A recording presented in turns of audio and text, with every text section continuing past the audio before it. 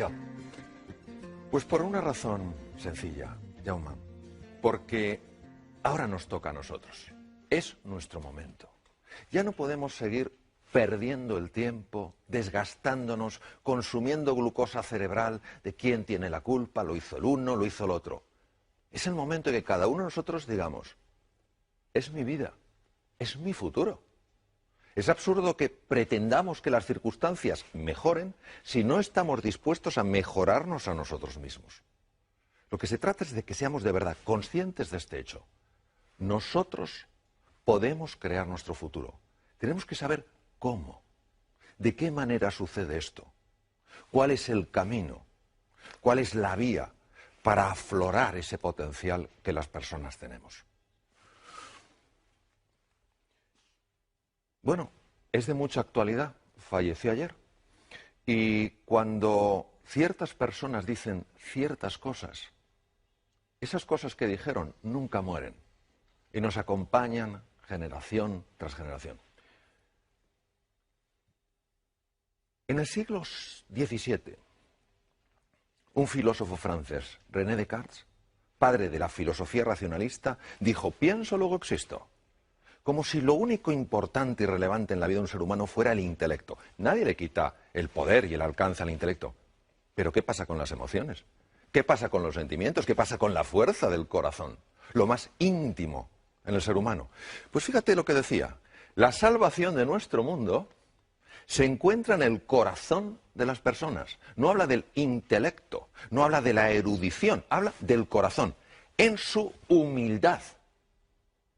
La humildad para asombrarse, la humildad para sorprenderse, la humildad para mirarnos a nosotros mismos con ojos nuevos y no juzgarnos y decimos, no, yo es que no doy la talla, yo no soy capaz, yo no llego. Pero si no te conoces, ¿cómo te puedes juzgar? Mírate con otros ojos, ten la humildad que tiene un niño de explorar una tierra que es mágica. Responsabilidad, ¿qué quiere decir capacidad de respuesta? Sé responsable de tu vida. Toma las riendas de tu vida, no juegues el papel de una víctima, está en juego todo tu futuro. A ver, todos seríamos muy cuidadosos si tuviéramos ahorros, con la manera en la que se gestionarían esos ahorros. ¿Cómo no somos igual de cuidadosos con la forma en la que se gestiona nuestra vida? Capacidad de reflexión. Vamos demasiado deprisa. Vamos demasiado deprisa. Necesitamos pararnos para saber a dónde queremos ir. No sea que al final, después de tanto correr, digamos, anda, pues he llegado donde yo no quería ir. Entonces, que aunque este hombre ya ha pasado a otra dimensión, la que sea, que sus palabras al menos nos inviten a seguir buceando en esa hondura, en ese misterio que es el ser humano. Bueno, esta es una mujer que cada vez que pienso en ella es que me conmuevo. Cuando tenía 16 meses de edad tuvo una meningoencefalitis muy grave y se quedó ciega, muda y sorda. No obstante, fue la primera mujer en la historia que se graduó con honores por la Universidad de Harvard, Helen Keller.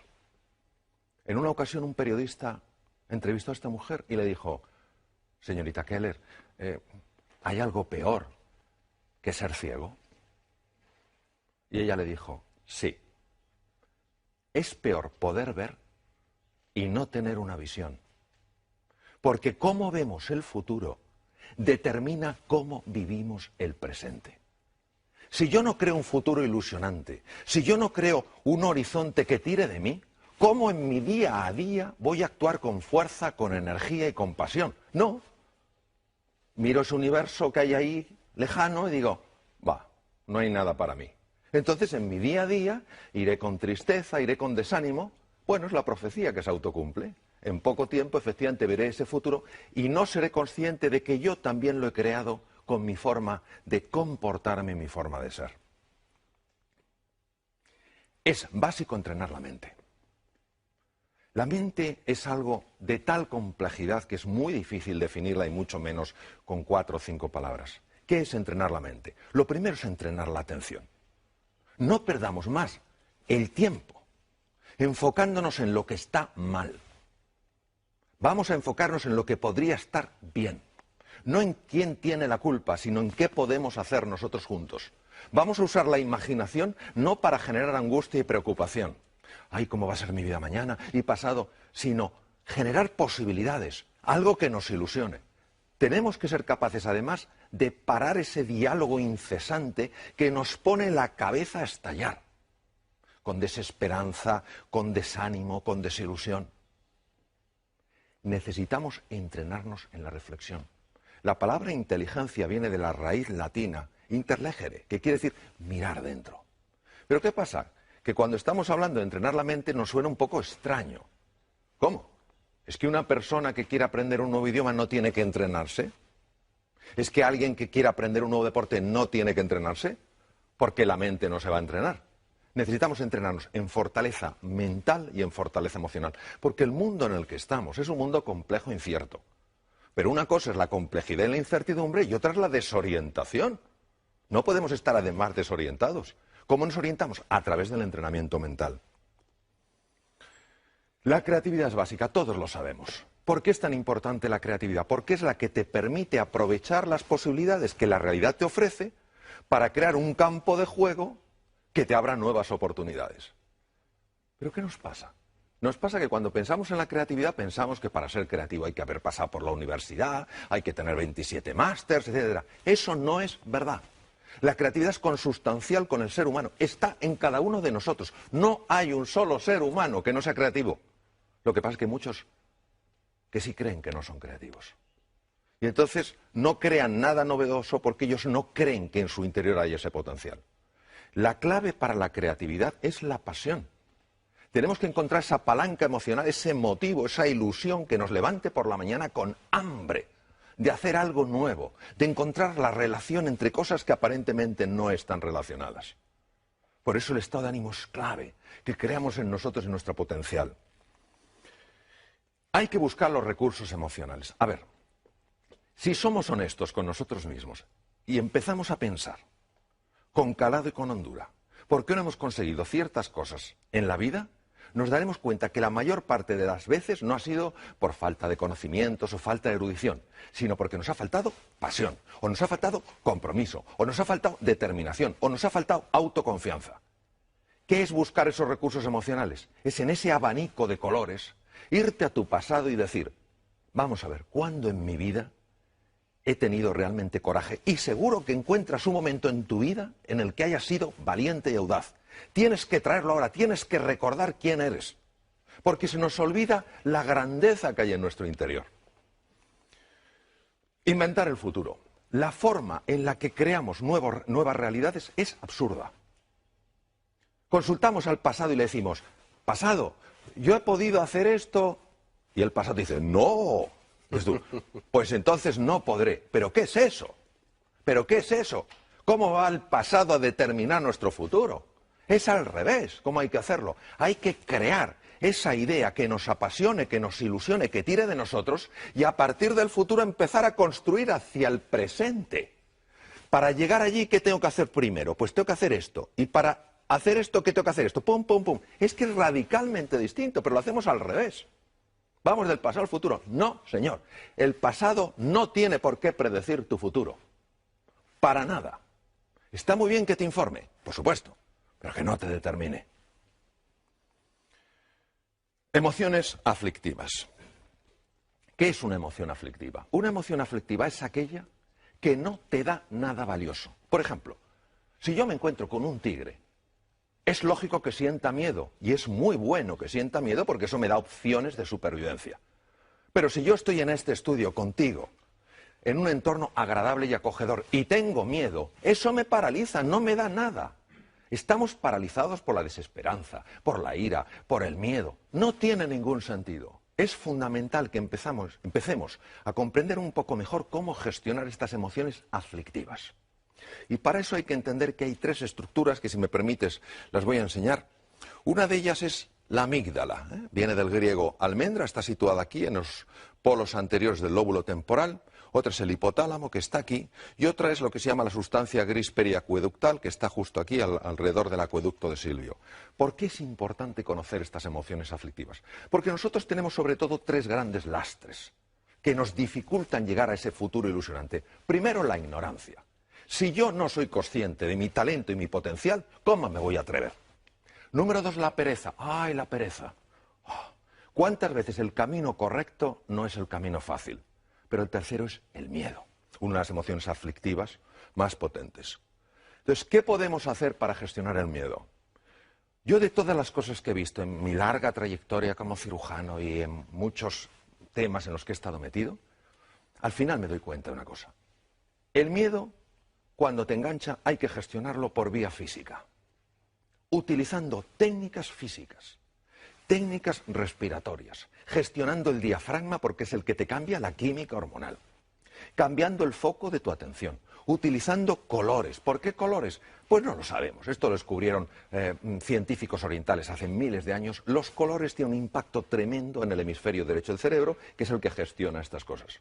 Nosotros sabemos que al imaginar un color azul llevado a ciertas partes del cuerpo, sabemos que automáticamente empieza a cambiar esa emoción aflictiva. ¿Por qué? Bueno, porque cambia la química, las imágenes generan emociones, las emociones están asociadas a procesos químicos. Entonces, es fundamental que sepamos que el miedo se puede gestionar, por lo menos, para que no nos paralice cuando es una emoción aflictiva.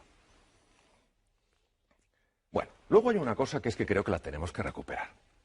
Nos hemos pensado que los éxitos suceden solos. Se ha perdido la cultura del esfuerzo, la cultura del trabajo. A ver, yo a veces me quedo impresionado cuando dicen, aprenda usted inglés en 3 meses, mientras duerme y, por supuesto, sin esfuerzo. Pero ¿cómo se va a creer uno eso? Pero nos gusta tanto la fórmula, la receta mágica. Lo quiero, es mío. Pues no funciona. Probablemente el inventor más prolífico que existió nunca, Thomas Alva Edison, dijo, el genio es 1% inspiración y 99% trabajo, transpiración, sudar. Entonces, ¿qué quiere decir? Esto es como una goma. Hay que dejar que se tense. Es el momento en el que nos cuesta las cosas y tenemos que seguir. No tiremos la toalla. Cuando aguantamos la tensión y estamos incómodos, y es normal que estemos incómodos, el cerebro automáticamente tiene que resolver ese dolor. Porque su misión es evitar el dolor. ¿Cómo lo resuelve? Abre la ventana de la inteligencia y de la creatividad. Y por eso todos sabemos que cuando hemos aguantado de verdad, de repente, no sabemos cómo, hemos encontrado una ventana, un espacio. Anda, ¿cómo no lo había visto antes? Porque hay que esforzarse buscando y trabajando. Por eso la determinación, la persistencia, la paciencia son valores tan grandes. Entonces ahora no podemos decir, no, esto sucede solo. No es verdad. No es verdad. El ser humano necesita esforzarse por aquello que vale la pena en su vida. ¿La V de qué? De valores. A ver, creo, desde mi pequeña perspectiva, que necesitamos urgentemente recuperar los valores. Valores que no dependen de un credo, que no dependen de una cultura, que no dependen de una forma de pensar. Están implícitos en la naturaleza humana. ¿Qué es un valor? Un valor es todo aquello que a mí, como ser humano, me perfecciona. Si la generosidad me perfecciona, eso es un valor. Si el coraje, la audacia me perfecciona, eso es un valor. Los valores son los que nos dan guía, referencia. En un mundo marcado por la complejidad y la incertidumbre, ya lo he comentado antes, ¿qué es lo que nos da la orientación? ¿Cuál va a ser nuestro faro? Esos valores. Ojo con la sensación de impotencia. Jaume, yo la veo continuamente. No sé cuántos, no sé qué. Una cosa es el diagnóstico, y en medicina esto lo sabemos bien. A nosotros nos interesa hacer un diagnóstico correcto. A ver, si yo tengo una enfermedad seria y voy al médico, el médico me dice, no se preocupe, es un catarrillo. Yo digo, qué médico más simpático, pero no me ha ayudado a nada. Yo prefiero que me diga, mire, tiene usted una neumonía, es un diagnóstico más duro que un catarro, pero porque hacemos el diagnóstico correcto le podemos curar. Bien, el diagnóstico actual es un diagnóstico serio. La situación actual del mundo es seria y es compleja. No lo podemos negar, no podemos ser como el avestruz, aunque eso no lo hacen las avestruces, lo de hacer un agujero. No hay un avestruz así de tonta en toda África, vamos, que meta la cabeza bajo tierra, ni de broma. Pero claro, de acuerdo, tenemos un diagnóstico. Luego hay un pronóstico. ¿Qué es el pronóstico? El pronóstico es lo que los expertos dicen sobre eso. El médico te puede decir como experto, tienes una neumonía, con el antibiótico adecuado, los antibióticos adecuados, pues en una semana usted se cura. Eso es el pronóstico. Y otra cosa es el veredicto. El veredicto no lo puede dar nadie. ¿Por qué? Porque entre el diagnóstico y el pronóstico y el veredicto hay un espacio enorme. ¿Cuál? El uso de mi libertad y mi potencialidad como ser humano. Todavía me acuerdo de una persona en el Memorial de Nueva York, uno de los mejores hospitales del mundo, unos 2 mejores, tenía un carcinoma pulmonar, una variedad muy severa y muy avanzada. Le dijeron, tiene usted 3 meses de vida. Diagnóstico era correcto, carcinoma pulmonar en un estadio muy avanzado. Pronóstico, desde el punto de vista estadístico, usted tiene 3 meses de vida, pero se lo dijeron como un veredicto, usted tiene 3 meses de vida. Y este señor dijo, lo siento, compro su diagnóstico, compro su pronóstico, pero no su veredicto. Tengo demasiadas cosas que hacer. Vivió 3 años. Entonces, esto no es sencillamente un caso extraño. ¿Qué es lo que nos perdemos? Nos perdemos lo que puede emerger del ser humano cuando ese ser humano dice, ahora yo, ahora me toca a mí. Pero esta es la historia de Sísifo, condenado por Zeus, un dios más bien poco piadoso, a subir una piedra y cuando la había llevado a lo alto de la colina, la propia piedra bajaba y él volvía a hacerlo. Esto lo estoy viendo continuamente, la sensación de desesperanza. Haga lo que haga, para nada sirve. ¡Claro que sirve! ¿Cómo no va a servir? De hecho, es lo único que sirve. Pero si tú crees que no sirve, dejarás de esforzarte como te puedes esforzar. Y entonces se cae en la desesperanza. Este es el drama de hoy. El drama de hoy no es ya la dificultad que hay, que es real, sino nuestra sensación de impotencia que la está acompañando. Uno se pregunta, ¿por qué tuvo tanto impacto esta película durante la Segunda Guerra Mundial? Porque habla de las creencias. Son 3 personajes que van con Dorothy, cada uno se ve limitado por algo. Y hay un mago que se supone que es un ser enorme, con unas voces tremendas, y al final se dan cuenta que es un hombre con una megafonía. Es chiquitín y tiene una megafonía. Así son nuestras creencias limitantes, esos programas que tenemos metidos. No puedes, no llegarás, no serás capaz. Pero si esos son puras entelequias. Lo que pasa es que las vivimos como reales. El oráculo de Delfos. Un griego está consultando al oráculo de Delfos. Es importantísimo que sepamos que nosotros podemos escuchar 2 tipos de voces. La primera voz es la de la jaula de grillos. No puedes, no eres capaz, no hay salida, tú ni siquiera lo mereces. A eso no hay que escucharla. Y hay otra que es el maestro interior, que te dice confía en ti, cree en ti. ¿Cómo notas que te habla uno u otro? Es muy fácil notarlo. Cuando te habla el maestro interior, notas paz y serenidad. Cuando te habla la otra persona, la otra voz, lo que notas es crispación, tensión y desánimo. Es fundamental que prestemos atención a la voz que nos ayuda, no a la que nos anula. Bueno, esto a mí como médico me impacta profundamente. La actitud, ¿qué es la actitud? La actitud es cómo me posiciono yo frente a una realidad. Está más que demostrado médicamente que la actitud de una persona frente a una enfermedad afecta a todos estos niveles. Los linfocitos, ¿qué son linfocitos? Células que atacan bacterias, virus, tumores. Células fagocíticas, los fagocitos, lo mismo, los engloban de otra manera. Macrófagos, son el servicio de limpieza del organismo. Se ingieren, destruyen todos esos detritus para que no se infecten. Anticuerpos, fibroblastos, generadores de la cicatriz. Todo esto es afectado por la actitud. Y uno dirá, ¿pero cómo es posible? Porque la actitud afecta mis emociones. Mis emociones son procesos químicos. Y todas estas células que vemos en la pantalla tienen receptores para esas moléculas. Claro, no es lo mismo que a un linfocito que tiene que pelear con una bacteria se le pegue la molécula del entusiasmo que la del desánimo. Porque imagínate un linfocito acercándose a una bacteria con la molécula del desánimo y el propio linfocito, claro, en el lenguaje linfocítico, diciendo, oh, yo con esta bacteria no tengo nada que hacer, yo me voy. Pero es que es así, es decir, lo digo en un plan un poco desenfadado, pero es que es así. Es que se ha demostrado que estas células reaccionan de manera radicalmente diferente según las moléculas de la emoción que se ajusten. Nelson Mandela, se puede aprender tanto de este hombre, que podía haber odiado tanto a sus carceleros. Tanto, tenía tantas razones. Y lo único que le importó es la reconciliación. Y él decía que la última libertad, la que nunca te quitarán, es tu libertad interior, tu libertad creativa. Claro que la libertad para moverte, esa te la pueden quitar. De hecho, él estuvo encarcelado 27 años en Robben Island. Pero tu libertad interior, ¿cómo quieres tú posicionarte frente a algo?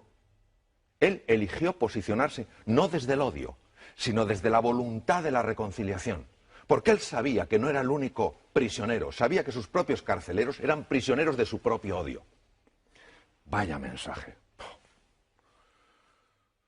Hombre o máquina, no podemos estar esclavizados por programas mentales. Por programas mentales que nos alteran. No somos criaturas que solo reaccionemos, que nos pinchan y quitamos el brazo, que nos queman y quitamos el otro brazo. Hemos de recuperar nuestra libertad interior y decir, de acuerdo, esta situación es dura, esta situación es compleja, no me gusta. Yo, si hubiera podido, no la hubiera elegido, pero me ha tocado. ¿Qué puedo hacer para relacionarme con esa situación con mucha más potencia y mucha más energía? Entonces, en ese momento, cuando yo utilizo mi libertad interior, mi libertad creativa, ¿qué es lo que me hace verdaderamente humano? Salgo de la dimensión de máquina. Ya no reacciono, ya no soy alguien que dependa exclusivamente de las circunstancias. Soy influido por las circunstancias, pero no soy determinado por ellas. Bueno, esto de llegar a las reuniones. A ver, ¿cuántos problemas tenemos hoy? Muchos. Pero si la energía para resolver problemas, esa es una energía que nos debilita. Lo que hay que decir es, señores, ¿qué desafíos tenemos hoy sobre la mesa? Se ha visto, cambiando palabras, problemas por desafíos, cómo la sangre cambia, porque cambian las hormonas, cambian las moléculas de las emociones. Entonces, vamos a dejar de hablar tanto de lo que está mal y vamos a hablar un poquito más de qué está pidiendo de nosotros la vida. Pues la vida lo que está pidiendo es que demos la talla que por naturaleza tenemos. Voy a terminar con 3 animales. Los 3 para mí tienen un mensaje. Adoro la naturaleza. Adoro la naturaleza. El águila tiene visión. Visión de alcance. No nos podemos quedar con la superficie, hay que ir más allá. No podemos tener una visión superficial, tenemos que ir con más profundidad. No podemos tener una visión estrecha, tenemos que ver una visión más ancha. Es un mundo ya todo conectado. La ley de sistemas está presente. Claro, esto llama a ese entrenamiento de la mirada, a mirar las cosas de una manera desacostumbrada. Segundo, el león. ¿Por qué el león duerme 2/3 partes del día? Uno dirá, porque tiene mucho sueño. No digo que no, pero porque confía en él, porque confía en la vida, porque confía en los demás. Es la confianza. Y el tercero es el actuar estratégicamente. A ver, todo esto, si solo se queda en un revulsivo emocional, en algo que me ilusiona, en algo que me entusiasma, pero no cojo yo y digo, y ahora me toca a mí dar el primer paso, no sirve para nada. Entonces, la actuación estratégica, es decir, bueno, quiero llegar aquí, ¿qué 4, 5, 6 cosas puedo poner en marcha simultáneamente para encaminarme? Si realmente nosotros creemos que podemos, vamos a subir muchísimo las posibilidades de poder. En la vida, Jaume, tú lo sabes igual que yo, solo tenemos una seguridad. En un momento determinado nos vamos a otra dimensión. Ahora, nosotros podemos jugar con más posibilidades. De eso se trata. Creyendo más en nosotros, en todos nosotros, y poniéndonos en marcha como aquellos que creen, desde luego es así como inventamos nuestro futuro. Doctor, li sembla? Començo amb el primer, amistat. Amistad viene de la raíz latina amare, amar. La amistad es aquello que hace que una persona jamás se sienta sola. Que sepa que puede ser ella misma sin ser por eso aceptada o rechazada. Porque se la quiere por quien es como ser humano, no por lo que tiene o por cómo se comporta. La amistad es algo de la que ya se hablaba pues, hace 25 siglos, ¿no? Es ese amor fraternal. Es sentir que en ese momento en el que te sientes especialmente débil y vulnerable, puedes hablar con alguien que es tu amigo. Y esa persona te va a ayudar, no te va a rechazar, no te va a juzgar. Por eso me parece tan hermosa esa cualidad, porque es la cualidad del encuentro. No hay un solo ser humano que pueda crecer y evolucionar hasta alcanzar su plenitud si no es con otros seres humanos. El ser humano crece en el encuentro, no crece aisladamente, no crece centrado en sí mismo. La amistad me parece maravillosa para esto. Alegria. Bueno, la alegría es muy distinta a la euforia. Lo mismo que el gozo es muy diferente al goce. La alegría es la percepción interior de que algo se está expandiendo. Y la alegría normalmente sucede siempre a la generosidad. Cuando yo hago algo por un ser humano, sin esperar nada a cambio, no quiere decir que no me guste, que la persona me diga gracias o que en un momento determinado me ayude, pero no lo hago por eso. Lo hago porque para mí esa persona está llena de dignidad. La respeto, la quiero ayudar, crecemos juntos. Entonces, cuando yo hago eso sin esperar nada a cambio, surge una emoción única, especial, que es la alegría. Reflexió. Ay, la reflexión, querido Jaume, la reflexión. En un mundo que va... La reflexión es igual al viaje interior. Es estar dispuesto a hacer el trabajo en mí mismo que necesito para transformar mi forma de ser. No para convertirme en quien debería de ser, sino para sacar a flote mi verdadero ser. Nos pasamos la vida intentando cambiar a los demás. Y tengo una noticia. Eso no funciona. No funciona. Porque cuando tú notas que alguien te está intentando cambiar, porque se supone que no haces las cosas o que no eres una persona suficientemente completa, te resistes. Pero cuando uno a sí mismo se dice, oye, yo esto lo tengo que cambiar. En el momento en el que tú te lo dices a ti mismo, ahí es cuando empieza el cambio. Eso sin reflexión no sucede. Compassió. Ay, la compasión. Compasión quiere decir conectar con la pasión, con el sufrimiento de un ser humano. Es la base de la empatía. No implica estar de acuerdo con lo que una persona hace. Es intentar entender por qué lo hace. Cómo está viendo las cosas para actuar así. Es la base del encuentro entre dos seres humanos. Evita que reaccionemos. Y lo que invita es a explorar, a buscar, a comprender para poder ayudar. Compromís. Bueno, voy a poner un ejemplito. Yo comprendo que es posiblemente conocido. Me gusta ponerlo. El compromiso no es la implicación. El compromiso es mucho más serio. Y suelo poner el ejemplo, posiblemente sea conocido, aún así, es muy gráfico. Plato de huevos fritos con bacon. La gallina implicada, el cerdo comprometido. Se deja la piel. Entonces, el compromiso es cuando tú dices, esto sale sí o sí. Me caeré 27 veces. Cometeré 50 errores. Siempre me levantaré una vez más de las que me caiga. El compromiso solo lo llevas a cabo cuando algo es un valor tan importante que dices, hay demasiado en juego. Y cuando una persona está comprometida de verdad en algo, ahí es cuando empieza a emerger la grandeza que hay en el interior. Em salto, doctor Mario Alonso, dos valors perquè vostè n'ha parlat bastant durant la seva presentació, que és creativitat i entusiasme. I passo directament al valor de la fe. Fe es creer sin tener evidencias. Creo firmemente que la fe mueve montañas y que las montañas a veces más grandes no son las que vemos ahí fuera, sino las que tenemos dentro. Montañas que son falta de reconocimiento a nuestras propias capacidades, a nuestros propios recursos, a nuestra propia imaginación, a nuestra propia creatividad. Claro, la fe solo sucede si tú te pones en marcha apostando de verdad por ti. Entonces, yo necesito las evidencias antes, entonces eso no es fe.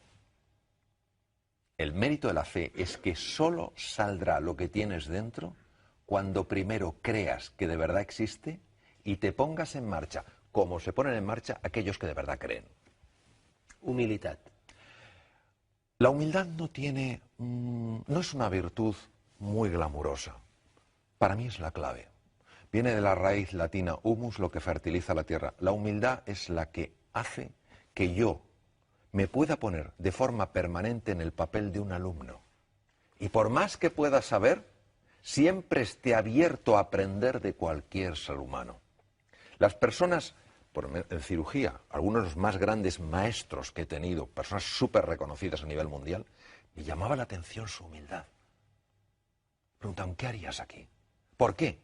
Porque es que es lo único que te ayuda a integrar el saber colectivo para dirigir ese saber colectivo hacia un fin que merece la pena. Fíjate, en el siglo XIII después de Cristo, uno de los más grandes filósofos que han existido nunca, Santo Tomás de Aquino, dijo lo siguiente: todos los pecados del hombre, y la palabra pecado viene del arameo, y quiere decir error, solo quiere decir eso. Es decir, todos los errores del ser humano proceden de un único origen, la soberbia. Mario Alonso, en el seu llibre hi ha moltes frases. Mario Alonso Puig. Mario Alonso Puig. En el seu llibre hi ha moltes frases, doctor, i jo n'he destacada una, perquè em sembla extraordinària i li demano que l'expliqui una mica més. Trobar una sortida és molt diferent de trobar una solució. Cuando una persona sale de su zona de confort, se atreve a explorar, porque empieza a creer más en sí misma, porque quiere descubrir nuevas posibilidades, pasa de esa zona de confort a lo que se llama la zona del coraje, porque ahí lo que te aguanta es el coraje, la fe y la determinación. Claro, ahí uno se siente perdido. No tiene el mapa porque ha salido de la zona de confort, se siente confuso. ¿Qué pasa? Que quiere evitar el dolor. Una salida. Abandona, tira la toalla. Pero si aguanta, si tiene firmeza, si tiene entusiasmo, si cree de verdad en sus posibilidades, mantiene la tensión de esa goma que veíamos, y el cerebro no tiene más remedio para evitar el dolor que buscarle una solución. ¿Cómo lo hace? Abriendo dos ventanas, la de la inteligencia y la de la creatividad. Faràs gran el teu poble no pas elevant les taulades dels seus habitatges, sinó les ànimes dels seus habitants, Epictet. Epicteto fue un esclavo romano de la escuela estoica y era muy interesante lo que dijo, porque a veces ponemos todo el peso en la ciencia, la tecnología, el avance.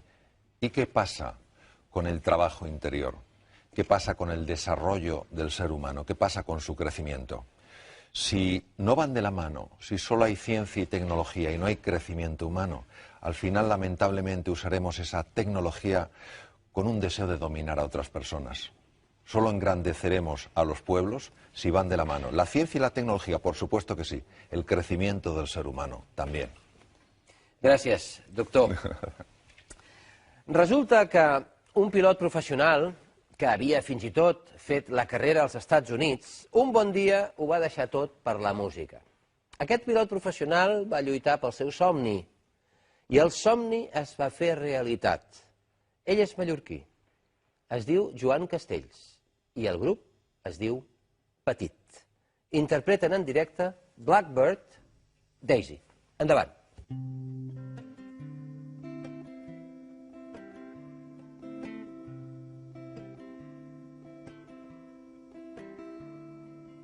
Those daisies grew and the blackbird came dancing, filling the sky with magical singing.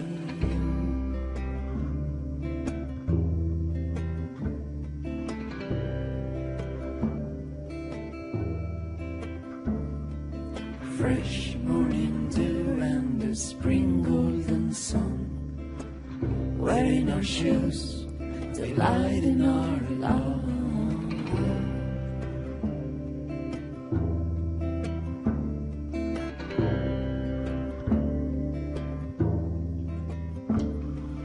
Midway at dusk, when the blue meets the stars, we'll walk to the sea. We'll dive and swim and dream. Child, as the breeze fill our lungs with hope, so we walk through the fog, singing with joy when the new sun shines bright and the mountains know now. When the blackbird comes back,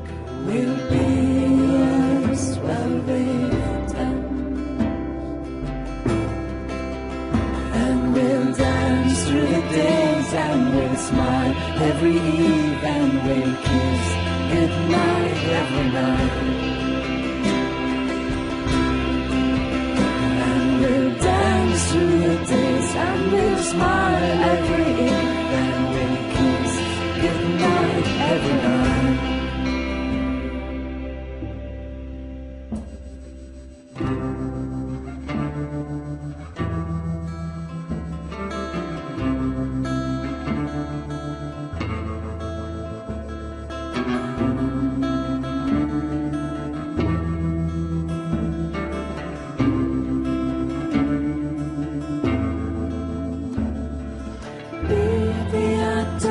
When the blue meets the stars, we'll walk to the sea. We'll dive and swim and dream, and we'll dance through the days, and we'll smile every eve, and we'll kiss goodnight every night.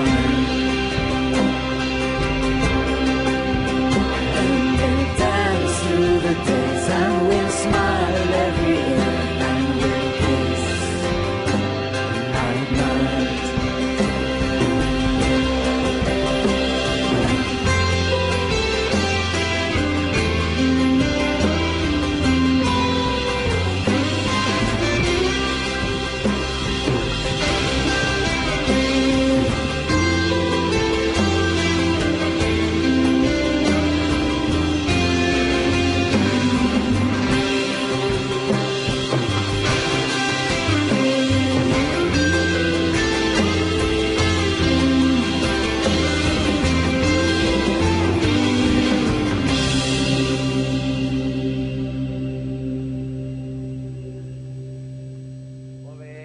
Gràcies, Joan Castells i companyia.